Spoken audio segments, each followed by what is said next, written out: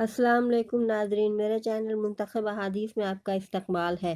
بسم اللہ الرحمن الرحیم۔ حضرت ابو ہریرہ رضی اللہ تعالیٰ عنہ سے روایت ہے کہ نبی کریم صلی اللہ علیہ وسلم نے ارشاد فرمایا، اسلام یہ ہے کہ تم اللہ تعالیٰ کی عبادت کرو اور ان کے ساتھ کسی کو شریک نہ ٹھہراؤ، نماز قائم کرو، زکوٰۃ ادا کرو، رمضان کے روزے رکھو، حج کرو، نیکی کا حکم کرو، برائی سے روکو اور اپنے گھر والوں کو سلام کرو۔ جس شخص نے ان میں سے کسی چیز میں کمی کی تو وہ اسلام کے ایک حصہ کو چھوڑ رہا ہے، اور جس نے ان سب کو بالکل ہی چھوڑ دیا ہے اس نے اسلام سے منہ پھیر لیا۔ بسم اللہ الرحمن الرحیم۔ حضرت حذیفہ رضی اللہ عنہ سے روایت ہے کہ نبی کریم صلی اللہ علیہ وسلم نے ارشاد فرمایا، اسلام کے 8 حصے اہم ہیں۔ ایمان ایک حصہ ہے، نماز پڑھنا ایک حصہ ہے، زکوٰۃ دینا ایک حصہ ہے، حج کرنا ایک حصہ ہے، اللہ تعالیٰ کے راستہ میں جہاد کرنا ایک حصہ ہے، رمضان کے روزے رکھنا ایک حصہ ہے، نیکی کا حکم کرنا ایک حصہ ہے، برائی سے روکنا ایک حصہ ہے۔ بلا شبہ وہ شخص ناکام ہے جس کا اسلام کے ان اہم حصوں میں سے کسی میں بھی کوئی حصہ نہیں۔ بسم اللہ الرحمن الرحیم۔ حضرت ابن عباس رضی اللہ عنہما سے روایت ہے کہ نبی کریم صلی اللہ علیہ وسلم نے ارشاد فرمایا، اسلام یہ ہے کہ تم اپنے آپ کو عقائد و اعمال میں اللہ تعالیٰ کے سپرد کر دو اور دل و زبان سے تم یہ شہادت ادا کرو کہ اللہ تعالیٰ کے سوا کوئی الہ نہیں، کوئی ذات عبادت و بندگی کے لائق نہیں، محمد صلی اللہ علیہ وسلم اس کے بندے اور رسول ہیں، نماز قائم کرو اور زکوٰۃ ادا کرو۔ بسم اللہ الرحمن الرحیم۔ حضرت ابو ہریرہ رضی اللہ عنہ فرماتے ہیں کہ دیہات کے رہنے والے ایک صاحب رسول اللہ صلی اللہ علیہ وسلم کی خدمت میں حاضر ہوئے اور عرض کیا، یا رسول اللہ، مجھے کوئی ایسا عمل بتلا دیجئے جس سے کرنے سے میں جنت میں داخل ہو جاؤں۔ آپ صلی اللہ علیہ وسلم نے ارشاد فرمایا، اللہ تعالیٰ کی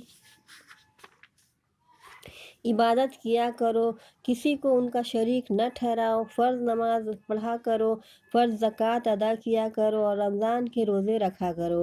ان صاحب نے عرض کیا، اس ذات کی قسم جسے قبضہ میں میری جان ہے، جو اعمال آپ نے فرمائے ہیں ویسے ہی کروں گا، ان میں کوئی اضافہ نہیں کروں گا۔ پھر جب وہ صاحب چلے گئے تو رسول اللہ صلی اللہ علیہ وسلم نے ارشاد فرمایا، جو شخص کسی جنتی کو دیکھنا چاہتا ہے تو وہ ان کو دیکھ لے۔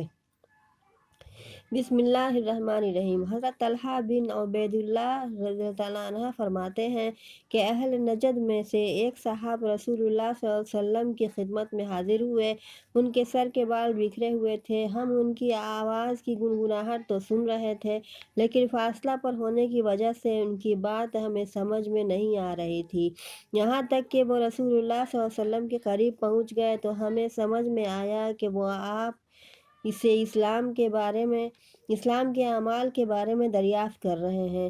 رسول اللہ صلی اللہ علیہ وسلم نے ان کے جواب میں ارشاد فرمایا، دن رات میں 5 فرض نمازیں ہیں۔ ان صاحب نے عرض کیا، کیا ان نمازوں کے علاوہ بھی کوئی نماز میرے اوپر فرض ہے؟ آپ صلی اللہ علیہ وسلم نے ارشاد فرمایا، نہیں، لیکن اگر تم نفل پڑھنا چاہتے ہو تو پڑھ سکتے ہو۔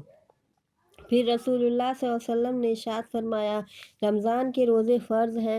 انہوں نے عرض کیا، کیا ان روزوں کے علاوہ بھی کوئی روزہ مجھ پر فرض ہے؟ آپ صلی اللہ علیہ وسلم نے ارشاد فرمایا، نہیں، مگر نفل روزہ رکھنا چاہو تو رکھ سکتے ہو۔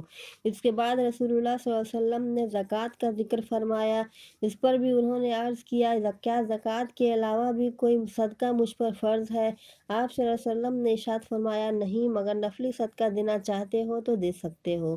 اس کے بعد وہ صاحب یہ کہتے ہوئے چلے گئے، اللہ کی قسم، میں ان اعمال میں نہ تو زیادتی کروں گا اور نہ ہی کمی کروں گا۔ رسول اللہ صلی اللہ علیہ وسلم نے ارشاد فرمایا، اگر اس شخص نے سچ کہا تو کامیاب ہو گیا۔ بخاری کی حدیث۔